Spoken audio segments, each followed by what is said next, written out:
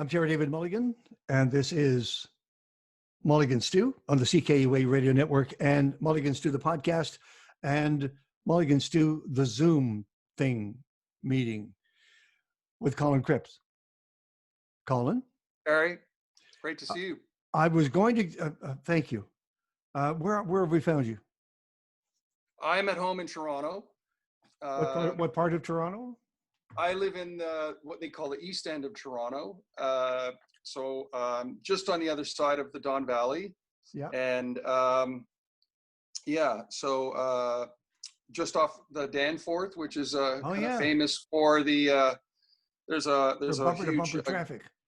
Bumper to bumper, yes, which drives me nuts. And there's a very strong Greek contingent there, so a lot of Greek restaurants, and that's probably accounts for the traffic. Okay. Yeah. Now, I had watched over the years. Oh no, let me give you the proper introduction. I mean, do I have to tell people you started with Spoons and then Junkhouse and Crash Vegas, Mm-hmm. and then Jim Cuddy, and then it became Blue Rodeo and Jim Cuddy. Other than the My ex-wife, huh? Kathleen Edwards. My ex-wife, Kathleen Edwards. Exactly. Was there a pivotal moment when, in any of those bands, when you knew exactly what you wanted to do, or did you punt and fake it as you went along? You know, I always felt like the evolution of a musician would include this sort of constant unknowing of where the pathway is going to lead you. You know, if I guess some musicians and bands, they start out quite young, they get a band together, and that band becomes successful, or it sort of moves in this way that their successes allow them to stick together. And as they journey through different influences and different types of music, and that, they sort of bring in these things as they go along. But a lot of musicians, especially, I would say in Canada, or I'll speak for myself, we have these great moments in bands, and then we sort of move on to another situation. And so I never really had a sense of what it was that my sort of voice was going to be. I just knew what I liked. I knew what voices sort of spoke to me from influences, and the kinds of songs that I felt that I was suited to being a contributor to. Yeah. And as one door closed, another would open, and it would be, in some cases it was very different, but by that point I felt like I had a certain inner voice that I would bring to the table, and then I would adapt it as we went. So that's really I guess winging it is, in a certain way, is definitely part of that, because you don't know. Or gut instinct. Yeah, and your gut instinct to do what you do best, right? What serves your ability or your sensibility, and then just when you contribute to a certain new alchemy of musicians, that in itself becomes the new voice of a. So I think I've been very, very fortunate that as I've stumbled along in some cases, I've been able to be part of and contribute to things that that something came of them, right? If I use the term stumbled along, I'm sorry. No, I think you're right in some respects, because I think you always feel like you're starting over in a certain way even when you make a new record. Like every time I go to that place where we're starting to sort of flesh out ideas and arrangements, like Jim and I, for example, Jim Cuddy and I right now, we're just fleshing out new ideas for songs that he's writing. Yeah. And it always feels the same. It's like, okay, what am I going to do now? What do I bring to, do I keep treading the same water, or do I try to, sort of fumble along in a way that's trying to discover things. So I guess in that way, it's a fair comment to make. Do you get the same sort of creative freedom within the structure of the democracy known as Blue Rodeo? Yeah, surprisingly, well, not surprisingly, generously, I do, Terry. Yes, okay, I get a very strong support from Greg and Jim and the rest of the band. We all get to sort of bring our influence to the table, and So yeah, that's been a really good part of that relationship. And I think you will admit that that was a careful restructuring of Blue Rodeo that would allow Greg to take 2 steps to the back, or 3, and you would step forward in his place. So in fact, they're adding an extra body, and you had to. Did you recreate his guitar lines, or did you find your own? Well, in some songs, I was very respectful to the original parts, because they're signature parts, and they're, you get a classic song, you're not gonna reinvent that part of it. And so yeah, definitely in certain cases where there's like signature lines, I certainly play those lines.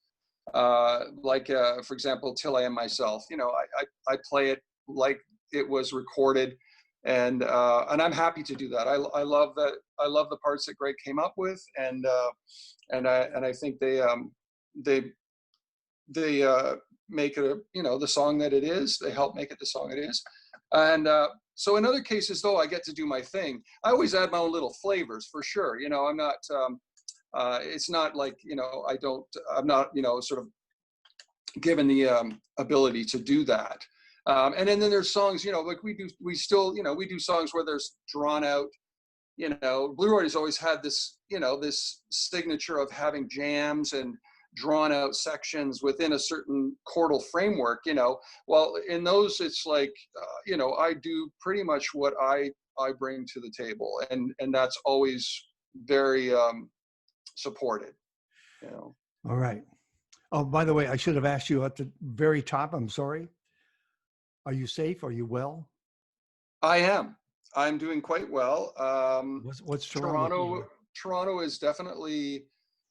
Today they opened phase 2, which was, feels like, I think, for the city, quite an accomplishment. So everybody's feeling more optimistic, and yet, we're all adhering, I think, at least my group of people. And, Jim and I had dinner the other night. We've spent time together over the last month and done some things. And, so there's definitely these groups that are comfortable with each other, doing dinners and hanging out in backyards and stuff. And so I've got a couple groups like that. Maury's another group I have, Maury Tawes and Getty Lee, and we spent a bunch of time together. So there's these nice little groups that I get to sort of feel social in. That's your bubble. But I'm not, but I'm not, I don't think I maybe like yourself, I'm not going out and all of a sudden deciding that everything's like, fair game. So, And I'll now, if I forget to ask you, you might want to make comment on what the future of the music business looks like in terms of touring and stuff. Think about that for a second. In the meantime, sure. What date you said it was the 23rd of? Is it 24th? 24th. And whose birthday is it? Today is Jeff Beck's birthday. Wow. Jeff turned 76 today, which is incredible. Like, and if we're talking about guitar heroes or guitar players and influence, when I was, I was probably 12, 13 years old, I'd heard of Jeff Beck because my uncle was about 10 years older than me. And he was a huge influence on all these records that I, would honestly never have heard of at that age.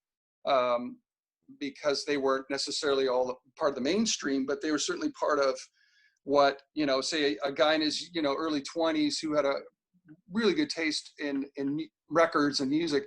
So he introduced me to Jeff Beck when I was probably 12.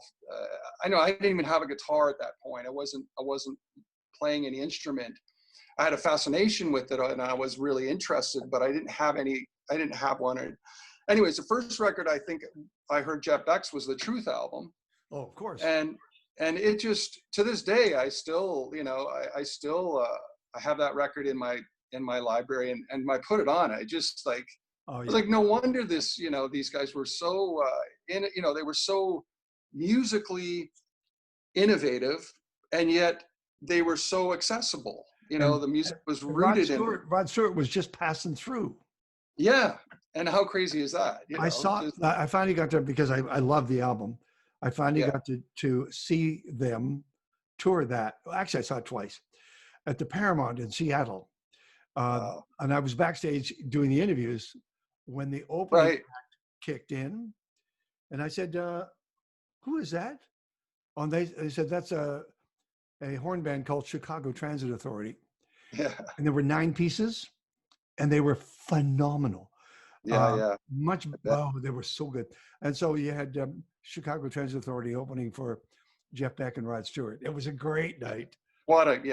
And they, you know, those, I mean, just that contrast, let's say, musical, you know, contrast existing and working in a way that I also love. I love with that, you know, that Bill Graham sensibility, you know, that was always like, you know, putting sort of seemingly disparate band styles together, and they always worked. Right? They were Albert King, Frank Zappa, and members of Count Basie's band, whatever it took. Love that. Yeah. So Jeff Beck, you have a Jeff. Is that a Jeff Beck guitar that you have? Well, Jeff Beck, you know, Jeff Beck's journey, I think, started earlier in the Yardbirds. And when he was in the Yardbirds, he was, you know, he and Jimmy Page played together. Yeah. And he played a 1954 Fender Esquire, which is a Telecaster, essentially a Telecaster with 1 pickup. So this is a Telecaster. The Esquire was exactly the same. It just didn't have the front pickup. So Jeff was, when he played in the Yardbirds, he you know, that was his main guitar. I mean, you see that, if you ever see this movie called Blow Up, which was done in, I think it's in late '66. Yeah. And the Yardbirds are in the band, or in the film as this kind of band in a hip club. He's playing that Esquire. So, and the thing was that Jeff, early on, you know, he was one of the first guys. He was obviously a very gifted guitar player early on, but he was also one of the first guys who used fuzz, which was this sort of new invention that had really, in 1965, it just kind of blew up, where, you know, your standard guitar sound would be like, classic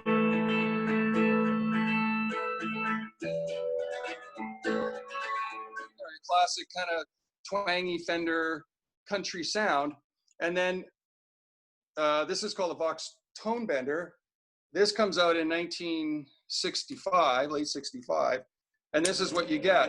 You get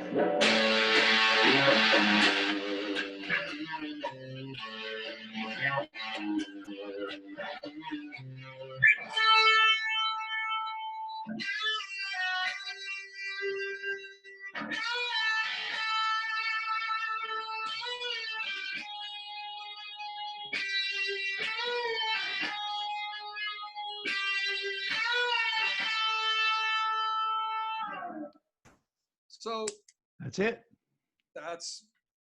That's how the journey of his voice really, because he was part of the early pioneers in my book, where young, fresh approach, wanting to try things, gifted player, but also pushing the envelope for the time, you know? And so that's what I love about Jeff. And then obviously as he went on into his own group, and then the fame he got from all of that, you know, he became this phenomenal guitar player, you know. So he was probably my first guitar hero, you know, guy I just looked up to. That's fantastic. Now here's the thing, and I told people off the front end that we were going to geek out here, because every time I see you post, I think it's on Instagram. Yeah. You say, here's this such and such a guitar. Yeah. And then people, all these guitarists, all these guitar freaks come from all over the world, want to know, well, what color is it? Does it come as what's the pickup? And you can geek out on guitars, obviously. How many do you actually physically own? Well, my collection sort of evolves, you know. I have guitars that I've had, like this guitar, for example. This is a 55 Fender Telecaster, and it's in a two-tone sunburst. It's a very, very rare version. This would have been a factory custom order, and I've had this since I was 17. So I have guitars that I've had, you know, since my teens, and into, you know, and then I've had guitars that have kind of come and gone. different times in my life where obviously I wasn't making much money, and they helped pay my rent, and they were always a source. I've always been a source of support for me in different ways. Obviously as tools to play, and then I had this. I guess I was lucky that I developed this early passion for all the history and all of the different instruments that you could buy, and so over the years. But I mean, just give me a number. Well, I would say right now I have about 45 guitars, and you can only play one at a time, right? Yeah, yeah. So there's, and then there's also the argument that, well, why do you need so many guitars, and what's the deal? It is true that if you go and see most artists now, they have a lot of different voices. They're like, the way I liken it, Terry, is a painter with his paint box. If he painted in black and white all the time, of course he could do and develop a style and have a signature. Yeah. But guitars really do the same thing. They provide different colors, and they have different tonalities just inherently. So it's not just about, like, there's that part of it where it's like, yes, like a Telecaster is never going to sound the same as a Les Paul, and they certainly could both work, but they're different. They're different voices. How many different guitars have you surrounded yourself with today for this little session? Well, I pulled out about half a dozen. Okay. Just as a variety of, because I wasn't sure what you would, what questions you might ask, but I mean, just in terms of variety and. The only way I'm going to get to ask questions is if I can get you to talk in 30-second bursts, because absolutely. 6 hours from now we'll be talking about the last guitar. I can give you quick little bites. No, hold on a second. Who's the most famous person to play that particular model of guitar? Fender Telecaster. Yeah. That's a good question, but it's also a tough one to answer, because I would say of all the electric guitars ever made, the models, the Telecaster is truly the most universally used instrument in every genre you can think of. So to say that it's the most famous guy playing a Telecaster would be, say, Keith Richards. Okay. You see the Stones, is like Keith's always playing a Telecaster. Okay. But then there's a lot of great country artists who play Telecasters. There's also, like, Jimmy Page recorded the first 3 Zeppelin albums playing a Telecaster on the records. And then he, in the first record, you see him, he's just playing it. He plays the Telecaster live. The whole record is the Tele. And then in 1969, he gets the Les Paul, but he's still using the Tele in the studio. And so, could I say Jimmy Page, the most famous Telecaster player? Well, yeah, okay. No, but it's so, anyways, to answer the question, very difficult to pick one person. What did Jimmy play? Jimmy played a Stratocaster. Jimi Hendrix? Yeah. Jimi Hendrix played a Stratocaster. Do you ever go to Strat there? I sure do. Wow. I have to move. Is that okay? Sure. His name is Colin Cripps. Currently is the lead guitarist and vocalist for the Jim Cuddy, well, not the lead vocalist, the Jim Cuddy band, and a member of Canada's Blue Rodeo. And we have found him somewhere just off the Danforth. Okay, so here's this one is from 1963. Wow. And it's finished in a color, a very popular color for Fender called Fiesta Red. It was made the most famous probably in the early 60s because Britain's first true guitar hero was a guy named Hank Marvin from a band called From the Shadows. Right? They started in 1960, and they became Cliff Richard's backup band, but they were also their own band, and they had instrumentals and they had hits and so on. They were like the Ventures. Exactly. And they kind of set that tone in Britain for what the guitar hero could be. And Hank Marvin played a Fiesta Red Stratocaster. Okay. And so it became the most popular colored Fender guitar in Britain, especially in the early 60s. So that's why you see a lot of them from that period that were the British guitar players. Even Mark Knopfler, here's a little side. When Mark Knopfler became really famous in the late 70s with Sultans of Swing,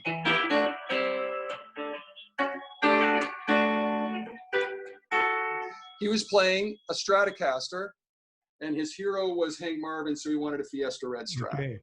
So when you see him from that period, that's why. So anyways, lots of guys used a Fender Stratocaster. Jimi Hendrix obviously made it. He revived it in the mid to late 60s as being because of the potential for the guitar that he created. He created a whole other platform, obviously, and used a lot of fuzz to do that. But yes, he was a Stratocaster. Were you a Jimi fan? Yeah, I was, but I would say he wasn't my first. He wasn't my first hero. He was certainly in there as I got more into playing and realized how I got into different signature voices. I guess that's what different players who had a sound, who had a thing. For example. Well, for example, an obscure guitar player from the late 50s was a guy named Cliff Gallup. Yeah. Who was the guitar player with Gene Vincent and the Blue Caps. I saw him play. You saw him play? Oh my God. Yeah. So guys like that who were very much really good players, but had a sound, like a signature, like you could go, that's that guy, that's that guy, or that's that woman, or whatever the player's voice was, that's what I gravitated and always have to voices more than technical skill per se. But Jimi was so at the top of everybody's list of reinvention and ability and expression and artistry in that. So, I came to him later, I suppose, is the truth. Your favorite Strat player? My favorite Strat player is Hank Marvin. Okay. Yeah. Do you have a Hank Marvin lick for us? Oh, I've got one that's called Man of Mystery.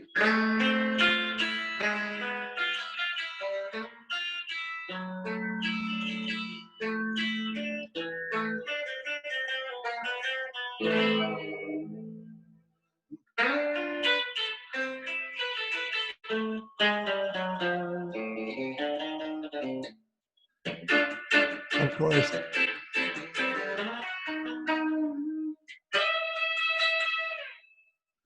They were huge in England. Yeah. And he was that same, I kept hearing his name, Hank Marvin. And yeah.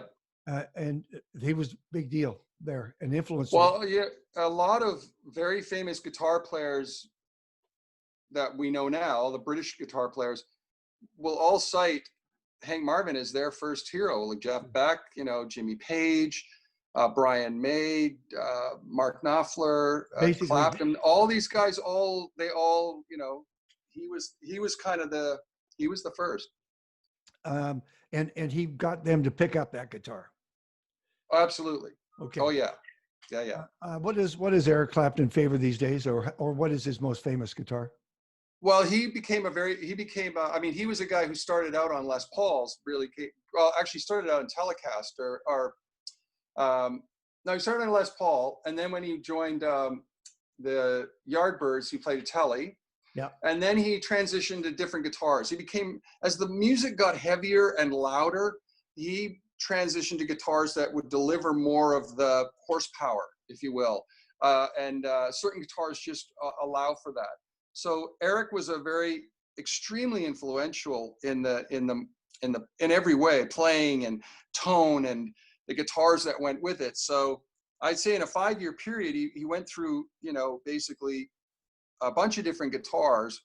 And then eventually he ended up as a Strat player in 1970, 71, when he kind of wanted to reinvent himself, and he did the Layla album. Sure. And he really wanted to get back to, from what I can tell by his style writing and the playing, he really wanted to get back to something, to being more intimate and simple. And so the Stratocaster became kind of his signature guitar, and it stayed that way for probably the next, really the next 30 years. So every once in a while now, you'll see him if he plays live shows. He'll bring out he'll bring out a Gibson Les Paul and play in the style that he might have played in the late 60s. But most of what he's doing, I think, is Strat. It's all Stratocaster. So.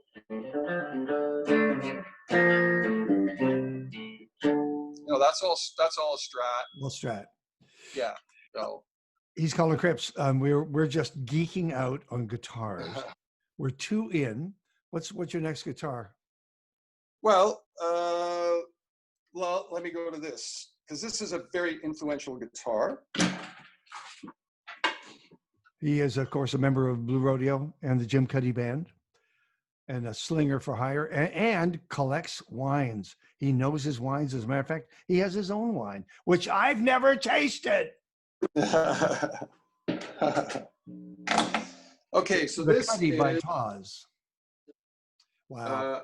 This is a 1962. It's called an Epiphone Casino, and this one's pretty much in mint condition. So I got the original hang tag. Yeah. And this guitar is kind of, the most notable players of this are the Beatles. So Paul, John, and George all had Epiphone Casinos. And I believe that Paul was the first to get his, and then George and John got them. And so by 1965, they were all working songs out on Epiphone Casinos. I mean, then there was a few other guitars around. I mean, John was still playing his Ricky, Yeah. and George had obviously brought in the Rickenbacker 12-string and that. But these were like, these were these stayed with them for probably throughout the rest of their recording career, from 65 right to the end. So there's lots of songs where you'll hear there's like.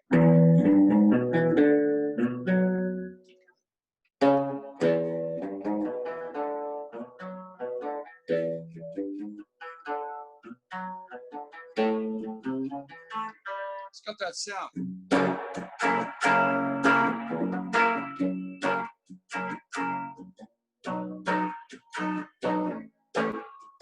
That's what it is. But there's also, they also use it for. Oh,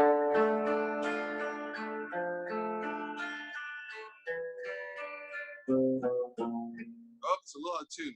Hold on a second.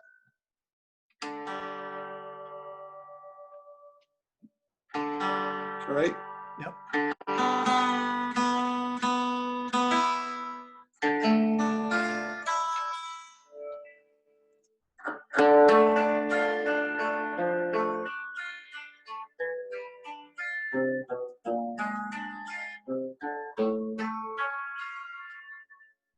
So that's also an Epiphone Casino. Millions of songs. I'm giving you like a little taste. But Very these nice. are amazing guitars. They're very versatile. They're hollow, completely hollow. So they're prone to feedback real easy. And they're, as you turn them up, they can get a little unruly. But as far as a voice and a instrument, these are just fantastic. If you wanted to buy one today, or if you wanted to pick up as a collector, what would it be worth? They would be anywhere from about 7,000 to 9,000. Okay. Somewhere in there. And if you could get your hands on one of the Beatles? Oh, priceless, right? Untold amounts. Yeah, they're still all in the hands of the family. Like the good thing about the Beatles guitars is very, very few of them ever got. They were never sold. They were either given to friends, or there's a couple cases where there are a few that were sort of lost or stolen. But all the famous ones that they're still in their hands. Interesting enough, Paul plays all the guitars live that he's had since they were used to write the songs. He takes them on So the road. takes him on the road. So when you went to see Paul play, you know, if he comes out and he plays Yesterday it's on a Epiphone Texan acoustic that he bought in 1964 and wrote the song on, he still plays that guitar. It's like, if you're a guitar nut, it's that alone is like, I can't believe he's playing. And how good would the tour security be? It must be, you know, yeah. I mean, I asked, I'm fortunate enough to be good friends with one of his bandmates, Brian Ray. And I asked Brian, I said, Brian, like, how does it work with the guitars? And he said, well, there's, you know, like, there's one guy who's his tech, and all the instruments go right. He's the only guy who can handle them on the stage. They go into lockdown cases that are padlocked with, you know, all of that. And they're sent separately to a specific, you know. Sure. Because, you know, we're talking about priceless. Exactly. Instruments, you know, his Beatle bass, that bass is the same one he played at Shea Stadium, and it's still got the set list on it. And I mean, you can't imagine how much those instruments would be worth to collectors, right, or historians. Well, Colin Cripps, this is really cool. Okay, we're geeking out with just a tasting, just a teaser of his guitar collection while we're doing Hollow Body. Is there something big and white there? Is it a Gretsch? Is there a Gill? I don't have the one instrument brand I don't have any of at the moment are Gretsch. I had them. Gibson. Yes, I have Gibsons. Hold on a second. I don't want to get you out of your routine. What was your next guitar you were going to reach for? Well, the next one I was going to show you is. Let me grab this one. Okay. He's Colin Cripps. This is Mulligan Stew, the podcast, music, film, food, and wine, and Mulligan Stew Radio, and even Tasting Room Radio, if we can get him to answer a couple of wine questions. And Colin Cripps, a member of the Jim Cuddy Band and Rodeo. So this one I brought out just simply because this is the rarest guitar I have. Okay. And this one, it's not a model that I play much, but as I thought, as far as rarity goes, it's the rarest one I have. This is a Fender from 1958. Wow. It's called the Jazzmaster. Yeah. And this is the year that this model was introduced.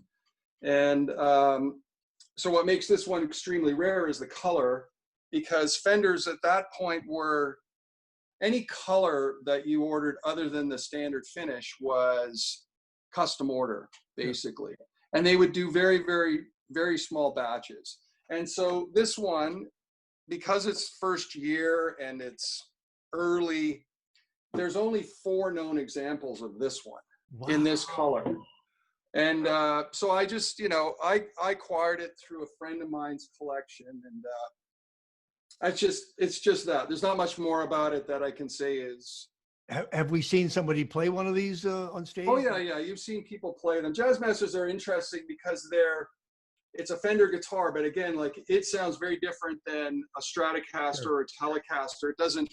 It's a much more unforgiving guitar, but it.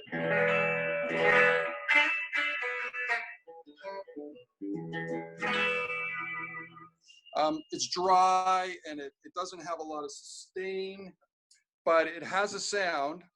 And a lot of people play Jazzmasters play rhythm on them. They don't play like leads and that. Elvis Costello is probably one of the most notable modern sort of Jazzmaster players that I could think of. Okay. And there's certainly others, but. By the way, have you met the other 4 owners of the model? No. Okay. Well, one guy I know, no, but I've had contacts with them. One guy's in Japan, one guy's in Sweden. There's this one, and then there's another one in the. If someone was watching this and they wanted to make an offer on that particular guitar, what price would they start at? Yeah, I'm not sure, because there's hardly any reference. But it would be, you know, for most people who don't know guitars, it would be probably somewhere between like 40, 50,000. Okay. Something like that. There's a retirement. Okay. Yeah. Yeah. So that's why I brought this one out. It's just because it's of all my guitars, this one's the rarest. I'll show you another one.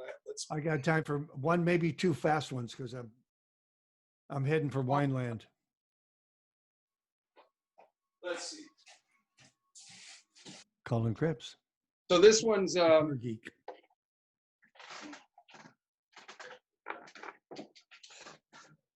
Sorry. So this one I brought out because this has been one of my main guitars for probably 24 years now. Wow. And this is also a Gibson, but it's from 1964. It's called an SG, and they still make these. They've been making these since 1961, and they never stopped. So it's one of the few models that Gibson's made that didn't get discontinued ever. It's been made since, so that's what, 59 years this model has been continuously made. But there's a certain period that I think is the best version of them. Quality's really great. Construction, you know, all the things that sort of guitar players look for in the nuances of the instruments. This pretty much I think this is the best version, and they made this version in 63 to early 65. So are you playing that with both Cuddy and Blue Rodeo? I play this one all the time, Terry. Okay. This one's been on, I mean, it's been on a lot of records. It's been on, I mean, I played at least 1,000 shows with it. It's toured all over the place. You know, I barely bring it home because it's always out on the road, but given that the road has disappeared, yeah. So this one, and this one, so this one's my sort of number one, probably my number one. Your pal. Okay, good. Yeah. You got one more? You got one more for me? I got one more guitar. Yeah. Okay, I got one more. Yeah. Okay.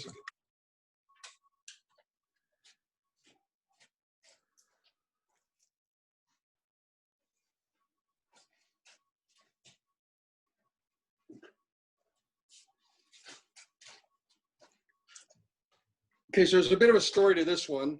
I'll make it real quick.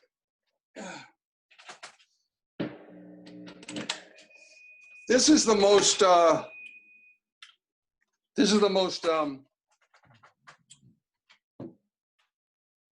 valuable vintage guitar in the world now. Wow. Now this particular version of it is a reproduction. I spent 10 years putting this together with all the right materials, exact measurements, like a ridiculous amount of work that I did with a friend of mine. And the reason is that this originally was made in 1958. They only made 40 of them. Okay.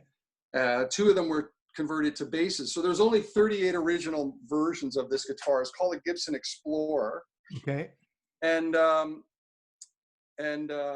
put it right in front of your face just so I can see the bottom half. Just lift it up a bit. Ah, nice. Okay, got it. Okay. Right? Yeah. So they've since made more versions of this. They reintroduced it in 1976. The most notable player probably from the late 70s and 80s and 90s for these guitars would be somebody like The Edge played an Explorer, but he played a reissue. So in the guitar world, the sort of holy grail of guitars would be an original 1958 Gibson Explorer, right? So I went out of my way to make as best a copy as I could. I bought all the original materials from the period and all of that stuff. A friend of mine owned an original one. It was the only one in Canada, and he sadly passed away. And so then I ended up helping his wife sell that guitar, and ended up with James Hetfield in Metallica, who now owns it. Okay. But so if anybody out there has an original 58 Explorer, get in touch with me or Terry. This is $1 million guitar now. Wow. Yeah. Wow. Yeah. That's so great. Interesting story. They're amazing sounding, but very few guys ever get to play them because there's so few of them ever done. So, but so this is the holy grail of electric guitars. Just keep it on your lap for the time being. Yeah. Let me ask you a couple of things. One is, what's the road going to look like? What's the new normal going to be for music, and when do you think? I am. Next year, right? I'm optimistic that we're going to be playing shows next year, but I don't think there's going to be much this year. I think the temperament is going to be cautious and understandable to a degree. Sure. And I also just think that the way in which we play shows is going to be different. You know, like they're going to be smaller, more intimate shows probably to get people out and feel comfortable again. And then hopefully, you know, we've had these discussions saying, well, you know, the best case scenario is that they come up with a vaccine. The vaccine will sort of, it will calm everybody's, you know, anxieties about being in public places in a large way. So I think that's going to be realistically, that's going to need to happen before we really start playing big shows again. Yeah. So maybe February, March. I would love that. Yeah. I hope so. Yeah, I hope so. I mean, is anybody out there saying anything differently, or is Jim there Cuddy any? said the same thing. Yeah. So there you go. Yeah. Yeah, and he knows because Yeah. you know. Yeah. Well, we're all interested in knowing what our options are as it goes, right? Of course. So. Tell me about Cuddy by Taz. You partnered with Jim and Maury Taz to come up with a white and a red, if I'm not mistaken. And I know there wouldn't be a rosé because Jim Cuddy hates rosé. Weird. Yeah. So how you doing? Are you like year 3 now? I'm sorry. What year? You're saying what year? The 3rd year. Oh yeah, I would say I think it's probably almost into the 4th year now, Terry. Okay. It's doing really well. Like it, you know, it goes through batches of production, and the original, you know, the original formula that sort of we came up with for the red has maintained, and people like it. And there's been some other ideas about expanding. I know Jim's there's been talk about doing a whiskey because Maury's expanded all of his Sure. options as well. Like And speaking of expanding, couldn't we get some of it on the coast?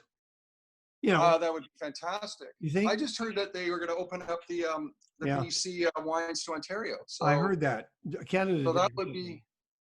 So they should do the same for, I mean, at least the wines that were I don't know. I mean, you have such a strong,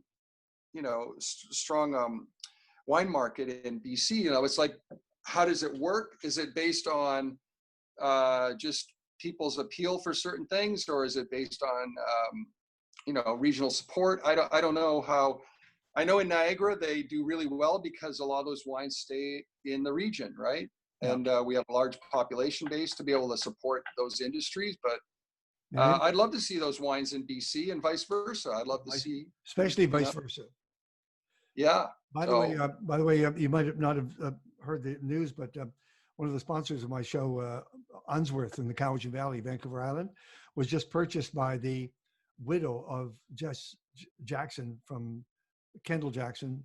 Oh, wow. Jackson family and her daughter. So Napa showed up yesterday and bought Unsworth. Unsworth. Yeah. Is Unsworth doing, are they liquors and wines? No, there's a spirit maker next door. Spirits. They're paying the bills with the rosé, and their Pinot Noir is fantastic. Okay. I don't think I've ever tried it.